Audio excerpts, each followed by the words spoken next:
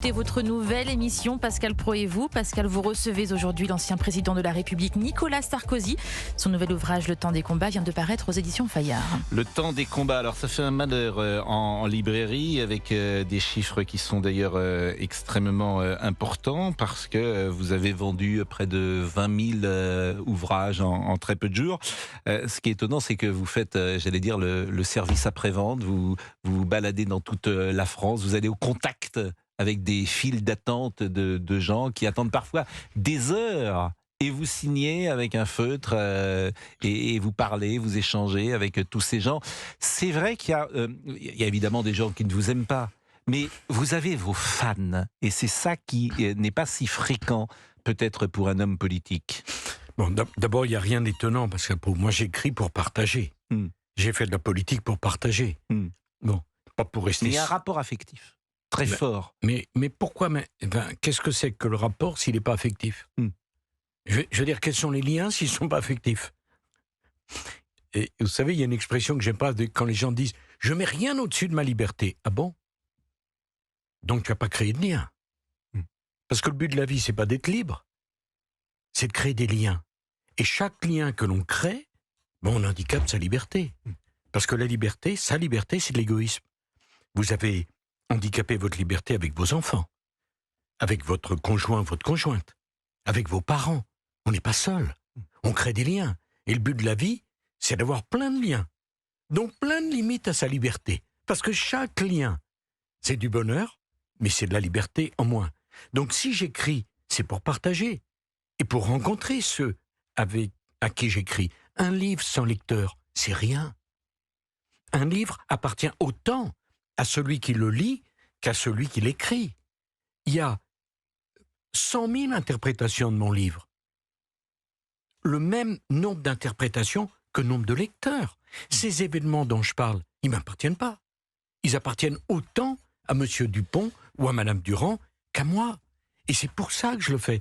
Et je n'aime pas trop l'expression « mes fans ». D'abord, c'est pas « mais », ils ne m'appartiennent pas. C'est des citoyens qui aiment la France. Mais ils vous aiment beaucoup. Ils ont le droit. On n'est pas obligé de détester tout le monde. Mais parfois, il y a même des gens, vous voyez, qui n'ont pas voté pour moi, qui viennent et qui me disent « Moi, j'aime pas le politique, mais j'aime l'homme. » Ou d'autres qui me disent au contraire « J'aime l'homme, mais vous m'avez déçu sur tel ou tel point. » Mais c'est un lien. Quand on est président de la République, on n'est pas dans la politique. On fait partie de la famille des Français, qui vous aiment ou qui vous aiment pas. On a été élu le jour de leur divorce, au jour de la naissance du petit, ou du baptême du second. Et on rentre dans la famille. Et la France, elle a besoin de ces liens. Parce que c'est ça qui rassemble. On a vécu ensemble. Je vous le disais avec des jeunes qui ne m'ont pas connu. Et j'ai un peu l'impression, c'est comme à Disney, ou dans les films qu'on a vus jeunes, on reste comme un ami de celui qui était le héros de l'époque. Eh bien, c'est ça. Et moi, je fais pour partager. Donc, si j'ai pas des lecteurs, pourquoi le faire? J'écris pas pour moi. J'écris pour nous. C'est pas une démarche égoïste. C'est une démarche tournée vers les autres. Et c'est ça qui me plaît. Et quand je vois les fils et des fils et des fils, c'est bouleversant. Parce que le succès est aussi injuste que l'échec. Écoutons justement quelques personnes qui étaient à La Baule, puisque vous étiez dans cette merveilleuse ville de La Baule l'autre jour, qui est dirigée aujourd'hui, le maire est Franck Louvrier, avec qui vous avez beaucoup travaillé, et vous avez signé pendant 3 heures, et les équipes d'Europe 1 ont pu écouter quelques personnes qui étaient là. Merci d'être là. Mais non, merci à vous d'être là. Tu as quel âge? 17 ans. 17 ans, c'est bien. Je suis fier que tu lises mon livre. C'est pour le plaisir de rencontrer un ancien président qui a beaucoup compté, une personne qui a beaucoup de clairvoyance sur ce qui se passe et beaucoup d'expérience et qui peut nous apporter encore beaucoup. Ça a toujours été un grand homme d'État et qui faisait respecter les Français, ce qui n'est plus tout à fait le cas maintenant. Il aime la France, il aime les Français, il est sincère. C'est quelqu'un que je regrette beaucoup. Je lui ai dit que déjà que c'était un honneur de le rencontrer, que j'étais son plus grand fan. Après, qui manque à la France et qu'il avait dit qu'il avait tourné la page avec la politique et que moi, j'aimerais qu'il la retourne dans l'autre sens. Il est 12h07, nous sommes sur Europe 1, nous sommes avec Nicolas Sarkozy. C'est le temps des combats, édité chez Fayard, qui est sorti le 22 août. Et effectivement, nous passons en revue les grands thèmes que vous abordez. J'ai la fidélité ancrée au plus profond de mon identité. Mes goûts sont immuables comme imperméables au temps qui passe. Et bien pour illustrer ce que vous dites à la page 350, je vais vous faire écouter quelques notes de musique que vous allez reconnaître immédiatement. Vahid Halilhodžić, qui a entraîné le PSG, m'a dit que vous l'appeliez tous les matins, et non seulement que vous l'appeliez, mais que vous pensiez qu'il était peut-être membre du gouvernement, puisque vous lui disiez « faut faire jouer un tel à la place d'un tel ». Vous lui donniez votre avis, vrai ou pas? C'est ce qu'il m'a dit. Non, mais c'est vrai que je l'appelais. Bon. Non, mais c'est vrai, c'est pas le seul d'ailleurs. Bon. Vous appelez tous les entraîneurs du PSG? Non, pas tous. D'abord, j'ai aucun rêve d'être président du PSG. Nasser est un très bon président. Vous savez, au PSG, on a tout eu comme président. On en a même eu un qui s'appelait Père. Ce qui n'était pas le même nom, le meilleur nom pour une équipe qui veut gagner. Bon. Donc, nous sommes d'accord. C'est pas pour moi. La première fois que j'étais au Parc des Princes, j'ai été tout seul. Je devais avoir 15-16 ans. Je connaissais personne. Et depuis cette époque, je vais au Parc des Princes. Et quelles que soient les fonctions qui étaient les miennes ou pas du tout les miennes, j'ai été au Parc des Princes. Pendant des années. Et vous savez le plus préoccupant? J'ai toujours le même plaisir à y aller. Ça n'a pas changé. Et quand j'ai eu des enfants, à partir de 4-5 ans, ils sont toujours venus avec moi. Parce que, pour moi, le sport fait partie de l'éducation. J'aime l'idée que mes enfants, y compris ma fille, qui vient avec moi, voient ce que c'est. Communie dans un stade. Parce que moi, j'ai pas eu la chance d'avoir un père qui m'amenait dans les stades. Eh bien, je dis à tous ceux qui nous écoutent, ça fait partie de l'éducation. Aimer, pleurer, rire, gagner, perdre ensemble, ça change tout la vision de la vie. Et donc, oui, cette chanson, je la connais bien. Est-ce qu'Mbappé, on est le 29 août aujourd'hui, est-ce que Mbappé sera là le 1er septembre? J'en sais rien. En tout cas, ce que vous en savez rien? Je vous dis une chose. Depuis le temps qu'on annonce qu'il part, il n'est toujours pas parti. Alors, c'est une merveilleuse nouvelle pour tous les supporters du PSG et pour tous les supporters de football. Mais vous savez, je n'aime pas que le PSG. Il y a bien d'autres équipes que je vois jouer. Et comme je circule partout en France, chaque fois que je pouvais aller à Gerland, à Lyon, maintenant il y a le nouveau stade, ou à Saint-Étienne, ou à Lille, ou à Nice, j'y vais toujours. Parce que pour moi, le sport, c'est une passion. La vie privée, vous en parlez, et la vie privée pour l'entourage, forcément, lorsqu'on est président de la République, ça peut être compliqué. Et j'ai trouvé qu'il y a une phrase vraiment qui m'a beaucoup touché, c'est vous évoquez votre fils Jean, qui postule pour être président de l'EHPAD, qui doit diriger le plus grand centre d'affaires d'Europe, de Neuilly, de la Défense. Et il va finalement démissionner parce que la cabale ou la bataille contre lui est trop importante et sans doute d'ailleurs injuste. Et puis il passe à France 2.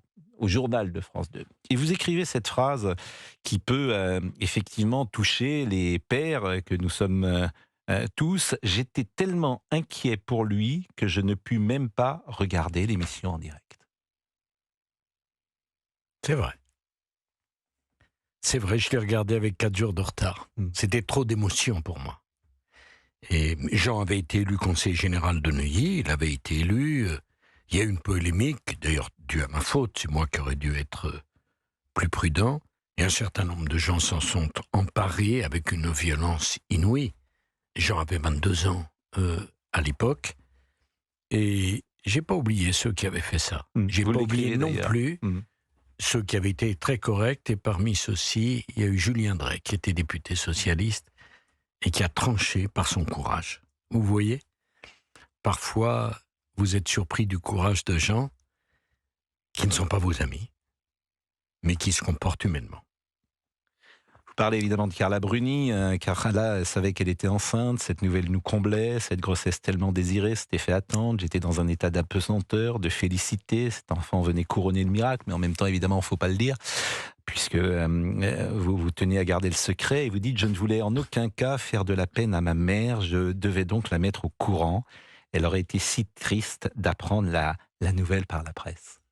Oui, mais on est président de la République, mais vous avez quand même votre mère, votre femme. Quand j'ai rencontré Carla, il y a eu beaucoup de polémiques, etc. Notamment lorsque j'ai dit « Carla et moi, c'est du sérieux ». Et beaucoup de gens disent « ça se fait pas, qu'elle est immature ». Bon, vous voyez, moi je pense que quand on aime quelqu'un, on le protège. Et je voulais pas d'une maîtresse.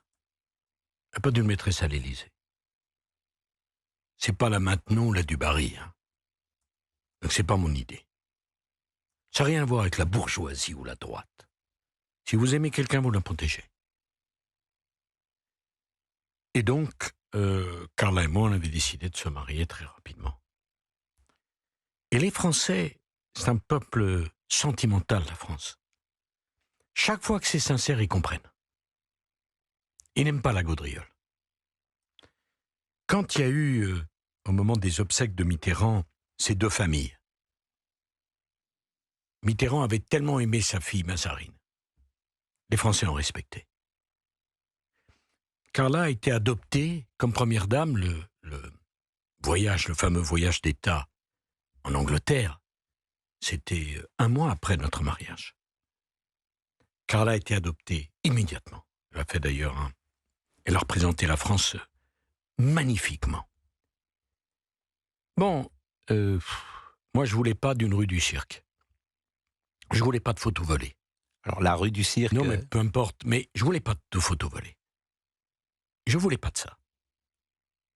Et j'ai préféré jouer franc jeu et dire, elle m'aime, je l'aime, on va se marier. Laissez les commentaires. Mais c'était clair. Hein? Après, il y a eu toutes les histoires Strauss-Kahn, etc. Pas de jugement à avoir, Madame Sinclair et tout ça. Ça, les Français n'aiment pas. Faut être cash. Et ce qui était présenté comme une immaturité de ma part, ou d'exhibitionnisme, non, c'était juste la vérité. Est-ce qu'elle a eu de l'influence politique sur vous? Carla ne se mêle jamais de politique. Mais bien sûr qu'on discutait. Vous savez, c'était même une plaisanterie chez mes collaborateurs, puisque les dîners d'État s'étaient terminés à 10h du soir. Moi, je n'avais qu'une seule idée, c'était de rentrer à la maison, retrouver le calme, voir un film avec ma femme, parler d'autre chose. Donc, Carla ne faisait ni ne défaisait aucune carrière. C'est pas comme ça que ça se passe. Carla est une artiste et comme tous les artistes, elle est capable de ressentir puis de traduire des émotions et des sentiments qu'il n'est pas donné au commun des mortels de saisir. Oui, mais d'abord, elle s'est coulée dans le statut de première dame avec une rapidité stupéfiante. Elle connaissait absolument rien. Et je reconnais que c'était, pour les Français, vous vous rendez compte, l'année 2007, je suis élu président de la République en mai, je divorce en octobre, c'est pas à ma demande, hein. Je subis mon divorce. Je rencontre Carla en novembre et on se marie le 2 février 2008. Allez, ce qu'on peut dire, c'est que je suis un homme qui aime prendre des décisions. J'aime pas la procrastiner. Et d'ailleurs, c'est un reproche que vous faites à Emmanuel Macron, la procrastination. C'est pas un reproche, c'est une différence que certainement on a. Il m'est arrivé de décider trop vite, et trop. Quelle décision? Non, mais parfois on me disait, tu en fais trop, les Français peuvent plus te suivre, il y a trop de réformes, il y a trop de changements. Bon. Et moi, j'ai toujours eu peur du temps qui passe. Il y a une expression que vraiment je n'aime pas du tout. J'ai le temps. Quelle folie. Quelle folie. Le temps ne nous appartient pas. Et quand les commentateurs disent « Ah, le président est le maître du temps », mon Dieu. D'abord, vous ne savez pas si le temps existe. Le temps, c'est une création intellectuelle, hein, qui a d'ailleurs des rapports avec l'espace. Mais moi, je sais très bien qu'un petit microbe, demain dans la rue, et le temps s'arrête. Le rendez-vous, il est certain. Mais quand? Donc, toute ma vie, j'ai voulu faire 1 minute avant ce que j'aurais pu faire 1 minute après. Et cette urgence m'a pris à la première minute de mon quinquennat jusqu'à la fin. Et encore aujourd'hui, je suis quelqu'un qui aime faire. y a des tas de gens qui disent « Ah, si j'avais le temps, vous savez, Monsieur le Président, si j'avais le temps, je ferais un livre. » Stop, l'ami. Si tu crois que c'est une question de temps, je ne sais pas ce que c'est qu'écrire. Vous avez eu le temps parce que... Alors, c'est que ou même quand un jeune me dit « Comment on fait pour faire de la politique ?» Je dis « T'es pas fait pour ça. » Parce que jamais il faut le temps de demander. Fais. Vous avez eu le temps d'écrire. Vous avez eu le temps d'écrire un livre de 600 pages et comme vous aimez aller vite, vous ne l'écrivez pas, si j'ai bien compris, sur ordinateur parce que ça serait trop lent. Vous ne l'écrivez pas non plus à la plume parce que ça serait aussi trop lent. Donc vous l'écrivez avec au stylo bille. Oui. Parce que c'est ce qui va le plus vite. Oui. Parce que quand je me mets à ma table, je sais pas ce que je vais écrire. Et puis tout d'un coup, il y a quelque chose qui vient. Mais ça vient vite. Et j'ai du mal à suivre ce qui vient. C'est comme s'il y avait deux personnes. Une personne qui pensait, une personne qui écrivait. Et vous pourriez dicter. Non, surtout pas. C'est pas possible. Parce que si vous voulez, j'ai un phrasé une façon de parler, qui à l'écrit ne passerait pas du tout. On a l'impression que je suis un analphabète. Parce que je parle pour convaincre. Donc je parle comme on boxe. Tandis que j'écris pour faire ressentir. Donc avec plus de douceur. Et je ne peux pas dicter. Parce que si je dicte, c'est de l'oral qu'on met par écrit. Et moi, je veux faire de l'écrit. Et donc, le stylo bille, de préférence gras, va vite sur la page et ça me permet de suivre ce que je pense. Il est 12h19, on est ensemble jusqu'à 13h, vous êtes sur Europe 1, nous sommes avec Nicolas Sarkozy, vous allez pouvoir encore poser quelques questions, on parlera de la politique. Alors on peut parler de la Russie bien sûr, on peut parler de l'Ukraine, mais c'est vrai que vous avez donné votre position régulièrement, en tout cas vous l'avez donné ces dernières heures, et nous pourrons évoquer également cette galerie de portraits qui sont parfois... je disais coup de griffe tout à l'heure, ça peut exister. À tout de suite. Elle lui est dédiée. Cette chanson, vous la... Oui, bien sûr. Elle me l'a dédiée. Mais écrire en rime, ça n'a rien à voir avec écrire en prose. Je serais incapable de le faire. Et d'ailleurs, vous savez, Pascal Praud, il n'y a pas de mystère. Dans la vie, est-ce que vous avez fait, est-ce que vous n'avez pas fait? Et si vous ne l'avez pas fait, vous ne l'avez pas fait. Hein? Il y a tellement de gens qui ont dit il aurait pu être champion olympique. Il ne l'est pas. Donc je ne l'ai pas fait, c'est donc que je n'étais pas fait pour le faire. Dans le livre, il y a des portraits et on peut être surpris. Alors des portraits de dirigeants étrangers, je pense à Lula, que vous avez beaucoup aimé, et puis peut-être certains que vous avez rencontrés et pourquoi pas une forme de déception. C'est le cas, en tout cas, je l'ai lu comme ça, de Barack Obama. Le président américain était adulé par la presse française, écrivez-vous.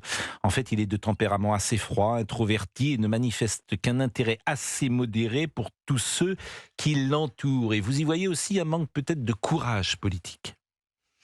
Bon, d'abord, l'élection d'Obama, c'est un choc très positif. Parce que c'est pas simplement un président noir, c'est une famille. C'est une famille là, qui rentre à la Maison Blanche. Hein? Et c'est extraordinaire de comprendre ça. Parce que dans les années, pas 60, 80, dans le sud des États-Unis, il y avait des pancartes « Colored people, not welcome ». Et c'est ce pays-là qui élit une famille noire. C'est fantastique. Il se trouve que je connaissais Obama avant qu'il soit élu. Je l'avais rencontré à 2 reprises, une fois à Washington, dans son bureau, et une fois à Paris, où il était venu me voir. Et Obama a un talent immense, un charme fou. Et la presse du monde entier, notamment la presse française, c'était incroyable. Parce que il devait être prix Nobel de la paix avant d'avoir fait quoi que ce soit. Et la presse était amourachée de lui. Et je découvre de l'intérieur un homme qui a beaucoup de talent, mais qui est fasciné par la pensée unique. Sauf quand il s'agit de défendre les intérêts américains, ce qui était d'ailleurs tout à fait son droit. Par exemple, un jour il me dit « Tu sais Nicolas, t'es très intelligent ». Alors là, quand on me dit ça, je me méfie. Je dis « Oui, tu as quelque chose à me demander, Barack ?»« Oui. Comment un type intelligent comme toi refuse l'entrée de la Turquie en Europe ?» Je dis « Mais qu'est-ce que tu me racontes? C'est vous les Américains qui allez faire la composition de l'Europe? Que vous ayez des bases militaires en Turquie, c'est très bien, mais vous ne mêlez pas de l'Europe quand même. Vous lui dites différemment peut-être? Absolument Avec pas. plus Je lui dis moins aimablement que ce que je dis maintenant. Bon. Et je vais même vous dire mieux. Je poursuis la conversation en disant tu peux pas comprendre, toi. Parce que vous, les États-Unis, allez, sur la côte ouest, il y a 12 000 km de Pacifique. Ça se traverse pas en barque. Sur la côte est, il y a 8 000 km d'Atlantique. Ça se traverse pas en barque. Au nord, il y a le pôle Nord. Hein? Ça se traverse pas à pied. Et au sud, qu'est-ce que vous avez fait, toi qui me demandes de faire entrer la Turquie? Il y a des barbelés, parce que les barbelés existaient avant Trump. Trump a fait un mur. Mais avant, il y a des barbelés. Donc, votre frontière à vous, c'est les 25 plus grands aéroports américains. Non. L'Afrique, c'est 12 km par le détroit de Gibraltar, et si on veut venir à pied, on passe par la Turquie et la Grèce. Donc, on n'a pas de leçon à recevoir, Barack. Ça a été un premier sujet assez difficile. Il y en a eu un deuxième. Je suis le président du G8. On est à Deauville. Et j'avais été bouleversé par ce qui arrivait à Moubarak. Le président égyptien était âgé. Et c'est un homme de paix. Bien des défauts, mais c'est un homme de paix. Et Barack Obama l'avait reçu à la Maison-Blanche comme un grand ami en septembre. Puis il y a eu les printemps arabes. Et Moubarak avait un cancer, il a été jugé, on l'amenait sur une petite chaise, et j'ai dit quand même à mes amis, mes collègues du G8, faisons un communiqué pour dire « Nous demandons un procès juste, équitable pour Moubarak ». Et Obama me dit « Non, on va se fâcher avec la jeunesse égyptienne ». Et je lui réponds « Avec des amis comme toi, on n'a pas besoin d'ennemis ». Et j'ai dû faire le communiqué seul. On va marquer une pause et on va revenir pour cette dernière demi-heure.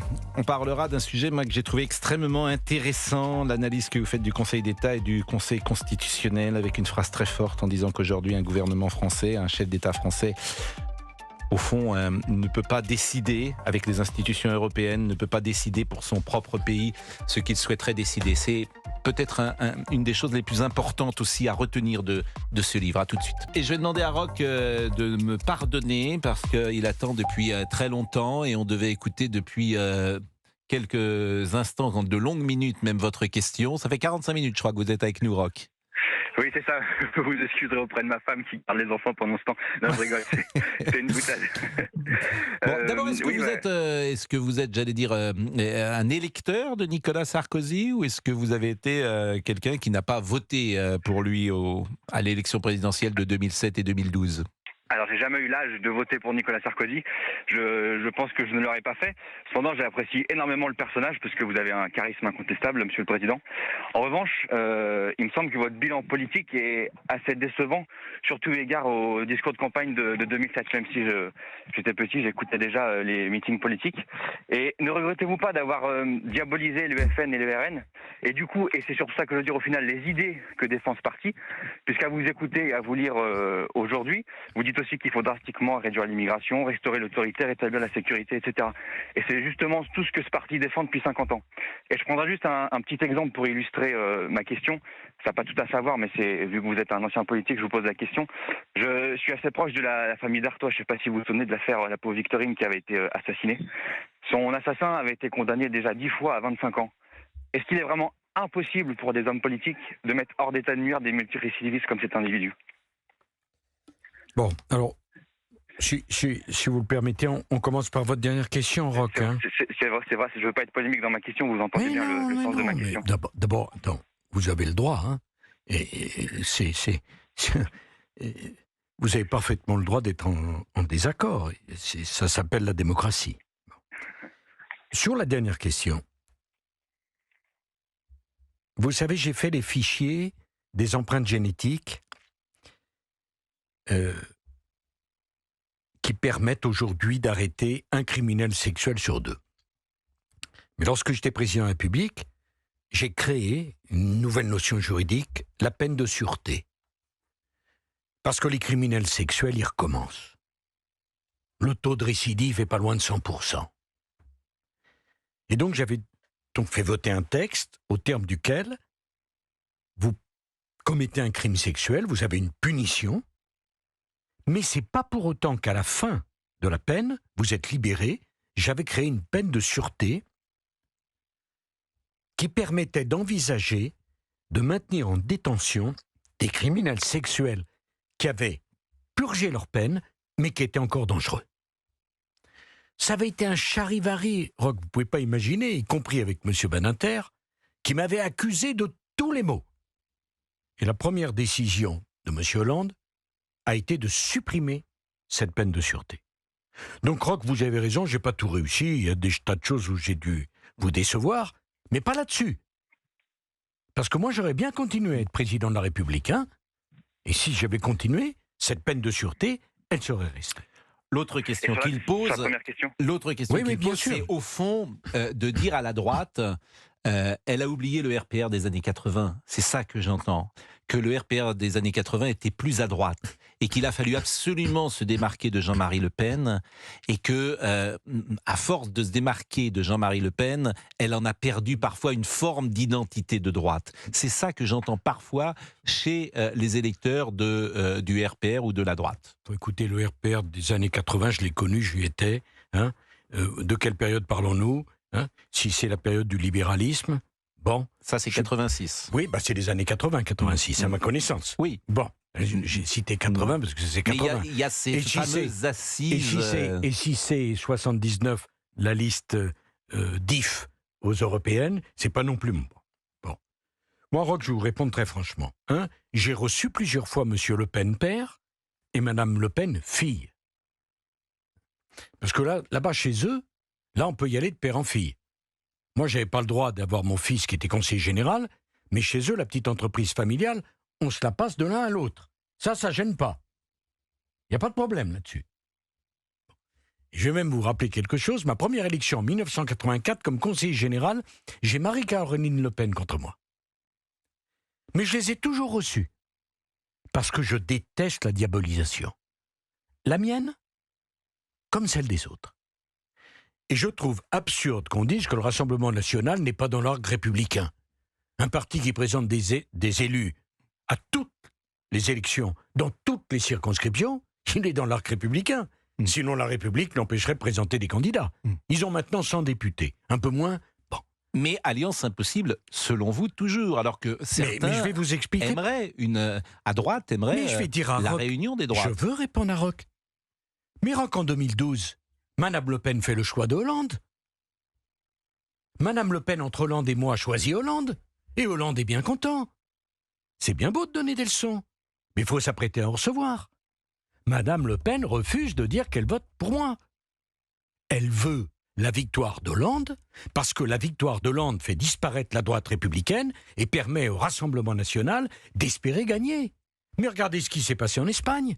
L'ambiguïté sur le rapport entre la droite espagnole et l'extrême droite espagnole, ça fait les fruits ou le bénéfice de qui? De la gauche. Est-ce que vous vous souvenez, Roch, des élections, sans doute pas, européennes, 2008? Combien fait le Rassemblement national à l'époque Front National, face à ma liste? 6%. 6%. Roch, sur les 30 dernières années, les seules fois où Mme Le Pen et M. Le Pen ne sont pas présents au second tour, c'est quand je suis candidat. Parce que le rempart, c'est la droite républicaine. Et moi, j'ai jamais marqué de but contre mon propre camp. Vous avez raison, Roch. J'avais fait naître un espoir extraordinaire. Vous vous rendez compte, en 2007, Roch, combien est la participation? 84%. 84%. Je me suis battu. J'ai travaillé dur. Les espérances étaient telles. Mais entre-temps, Roch, je me suis pris une crise mondiale. Le monde était proche du collapse. Aujourd'hui, je réponds aux questions des auditeurs. Il n'y a pas un seul d'entre vous qui peut téléphoner à Pascal Praud pour dire « Sarkozy a ruiné mes économies ». Vous n'avez pas perdu vos économies parce que je tenais le manche. Ensuite, j'ai eu la crise des dettes souveraines avec la Grèce, avec l'Italie. Alors, j'aurais bien voulu continuer 5 ans. Et on aurait vu, à ce moment-là, peut-être que je vous aurais moins déçu. Mais si vous saviez comme j'ai aimé être président de la République, comme je me suis donné du mal, et même quand je fais l'ouverture, qui peut énerver tout le monde, jusqu'à M. Pascal Praud, je vais vous dire une chose, Roch, réfléchissez bien à ça. On ne gouverne pas un pays de 68 millions d'habitants comme une secte. On ne gouverne pas avec ses seuls amis. J'ai le sectarisme en horreur. Et s'il y a des bons à gauche, je les prends. Sur mon projet. Ils vous ont parfois trahi après. En Bien écrivant leur livre, à peine avaient-ils quitté l'Élysée qu'ils écrivaient un livre. Et alors, je pense à Martin Hirsch notamment pour dire tout le mal qu'il pensait du gouvernement auquel il avait participé. Bien sûr. Eh bien, c'est pas parce qu'on est trahi qu'on doit devenir misanthrope. C'est pas parce qu'on divorce qu'on doit dire l'amour c'est fini. Moi, j'aime les liens. J'ai été trahi. Peut-être même j'ai trahi moi-même. Mais c'est beau. Vous avez trahi ? Bon, écoutez, quand j'ai quitté Chirac pour Balladur, c'était pas formidable. Je l'ai fait en sincérité et je l'ai dit à Chirac. Mais enfin, je comprends qu'il en a été déçu, voire même peiné. Mais la vie, c'est ça. Et d'ailleurs, on va se faire une confidence. On n'est jamais trahi par ses amis. Vous avez été trahi par un ennemi, vous ? Ce qui était frappant, effectivement, c'est que tous ceux qui étaient dans votre gouvernement, à peine étaient-ils dans la rue de l'Élysée, qu'ils écrivaient un livre pour dire tout le mal qu'ils pensaient. Ça m'avait frappé. C'est une chose extraordinaire. J'avais trouvé ça formidable, le nombre de livres de vos anciens ministres. Vous savez, c'est une phrase de Sacha Guitry. J'ai bien peu d'ennemis, j'ai rendu si peu de services. Souvent, quelqu'un que j'ai nommé ministre m'en a davantage voulu que quelqu'un à qui j'ai refusé un poste de ministre. On vous en veut plus de ce que vous donnez que de ce que vous refusez. C'est une leçon de vie. Bon, est-ce qu'on va marquer une pause ? Je demande à Fabrice Lafitte, qui est avec nous, qui est notre réalisateur. On pourra écouter peut-être un peu de musique, mais avant cela, une dernière pause. Je voudrais qu'on parle du Conseil constitutionnel et du Conseil d'État, et puis peut-être de l'Ukraine et de l'OTAN. Si l'Ukraine était dans l'OTAN, où en serions-nous aujourd'hui ? À tout de suite. Il est 12h42 sur Europe 1. Je trouve qu'il y a une phrase qui a été très peu commentée. Je trouve que c'est une des phrases les plus importantes de votre livre, à la page 247. Vous parlez d'une décision du Conseil constitutionnel qui n'a pas validé une taxe carbone. Et vous dites, écologique, vous dites la décision du Conseil constitutionnel n'avait rien de juridique et tout de politique. Il faudra vraiment un jour s'attaquer à cette incongruité. Nous sommes une démocratie, les élus devraient avoir le dernier mot. Et surtout, vous ajoutez ainsi, entre le Conseil d'État, le Conseil constitutionnel et les règles européennes, j'affirme qu'aucun gouvernement français, quelle que soit sa couleur politique, n'est encore libre de proposer une politique de régulation des flux migratoires, et ce malgré la demande pressante et les attentes de tant de Français. Je trouve que cette phrase est terrible. Oui, on a construit un État de droit qui empile des règles juridiques, pour des raisons souvent justifiées, bonnes, mais qui condamne à l'impuissance des dirigeants qui, entre ce carcan administratif et juridique et les contraintes de l'image, fait que toute personne qui veut agir est immédiatement vouée au pilori. Regardez, quand vous avez un bateau de migrants, Lampedusa aujourd'hui. Il y a eu 100 débarquements de Tunisie ces dernières heures. Oui. Et vous dites la crise... Mais vous-même, vous êtes partagé. Parce que quand vous voyez ces malheureux, des femmes, des enfants, vous dites ça pourrait être mes enfants, ça pourrait être ma femme. Qui peut se réjouir de ça ? Qui peut rester avec un cœur insensible face à cette misère absolue ? Qui ? Personne. Et en même temps, dans 30 ans, l'Europe aura 450 millions d'habitants et l'Afrique 2,5 milliards, dont la moitié aura moins de 20 ans. Donc il faut bien faire quelque chose. Je ne pense pas que les frontières seront suffisantes. Je pense que le plus important pour nous, c'est d'engager un fantastique plan Marshall de développement des infrastructures africaines pour fixer une population qui, si elle n'est pas fixée avec une croissance économique, ira chercher un avenir chez nous où il n'y en a pas. Mais c'est 20 ans, ça. Peut-être. Oui, mais qu'est-ce qu'on fait aujourd'hui ?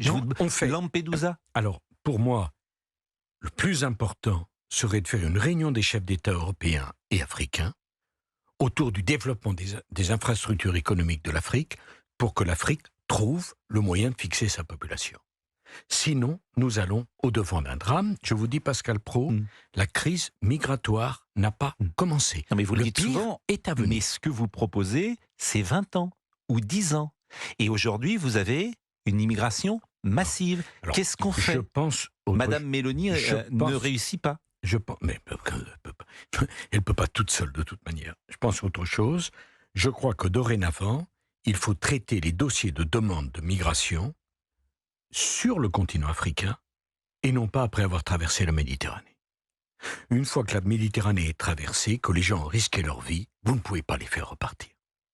Donc il faut créer des hotspots dans tous les pays africains limitrophes de la Méditerranée, et tout dossier qui ne serait pas passé par ces hotspots serait refusé. Et ces hotspots devraient être financés par l'Europe. Bon. J'ajoute d'autres problèmes. Sur l'Algérie, on ne peut pas continuer à donner des centaines de milliers de visas chaque année et refuser, les Algériens, de recevoir ceux que nous voulons expulser par quelques centaines. Ce n'est pas possible. Mais c'est sans doute le sujet le plus difficile, le plus complexe, parce que même aux auditeurs d'Europe 1, celui qui est le plus déchaîné contre l'immigration irrégulière, il ne peut pas avoir son cœur qui ne saigne pas devant les images de la détresse. Ce n'est pas des dossiers, Pascal Praud, c'est des êtres humains. Et des êtres humains, ça ne se traite pas comme des dossiers. Donc, on est face à cette question immense. Ce devrait, me semble-t-il, être la première priorité des dirigeants européens comme des dirigeants africains. Je termine. L'Afrique et l'Europe ont destin lié. Le drame de l'Afrique sera le désastre de l'Europe. Ce rôle du Conseil d'État, du Conseil constitutionnel, ça va être intéressant d'ailleurs de le voir à travers la décision par exemple de l'abaya, puisque le Conseil d'État a été saisi. Je ne sais pas d'ailleurs si vous trouvez la décision de M. Attal bonne ou pas d'interdire l'abaya à l'école. Je trouve que M. Attal a parfaitement raison.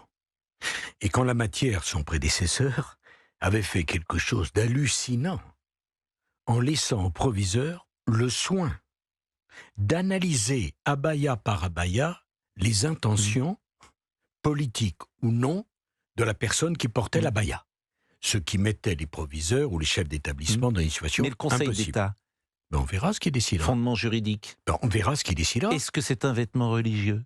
Et on verra ce que décidera le Conseil d'État, mais il y a un moment donné où le droit ne peut pas être déconnecté complètement de la souveraineté nationale et de l'expression populaire. On n'a pas parlé de la justice et vous en parlez évidemment très tôt d'ailleurs dans le livre. On a le sentiment parfois que les juges ne vous pardonnent pas d'avoir voulu supprimer notamment le juge d'instruction. Vous rappeler qu'on est la seule démocratie où celui qui enquête est également celui qui juge. Vous aviez voulu mettre en place le juge de l'instruction et scinder les responsabilités, et vous écrivez cette phrase sur laquelle je vais vous demander de réagir, s'appuyant sur un monde médiatique toujours friand de scandales prétendument dissimulés, agitant le fantasme du contrôle politique sur les affaires. Le monde judiciaire a fini par constituer une forteresse hermétique en complet autocontrôle à qui rien ni personne ne peut demander la moindre explication. Et plus tard, vous parlerez évidemment de ce qui est arrivé dans la prison avec la mort d'Ivan Colonna. Je ne peux pas être suspecté de quelque faiblesse vis-à-vis d'Ivan Colonna. J'étais ministre de l'Intérieur quand la chasse qui a abouti à son arrestation a été enclenchée.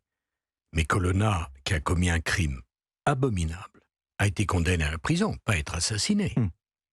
Or, il est assassiné en prison, sous la garde de l'État. Il n'y a pas de sanction. Il n'y a pas de sanction, il n'y a pas de responsabilité. Il y a un vague rapport. Et ça vous horripile. Mais écoutez, l'erreur est humaine, bien sûr. Mais votre auditeur qui parlait de cette jeune fille qui avait été assassinée par un récidiviste. Bon, la personne qui l'a remis en liberté sans contrôle, il ne s'agit pas de l'avouer aux gémonies. Mais elle n'est pas responsable du tout. Mais qu'est-ce qu'il faut changer ? Alors ça, il y a comme... Justement, ce que j'ai voulu changer, c'est que le juge qui instruit ne peut pas être le juge qui juge. Bon. Alors, en ce qui me concerne, moi j'ai été examiné, lasérisé, regardé, interrogé, perquisitionné. Mais on trouve jamais rien. Oui, Pascal Praud, je ne suis pas au-dessus des lois, mais je ne suis pas en dessous non plus. Je ne suis pas en dessous. Et jamais je n'ai trahi la confiance des Français. Donc ça mettra le temps que ça mettra, mais la vérité finira par triompher. Je ne suis pas quelqu'un qui baisse la tête.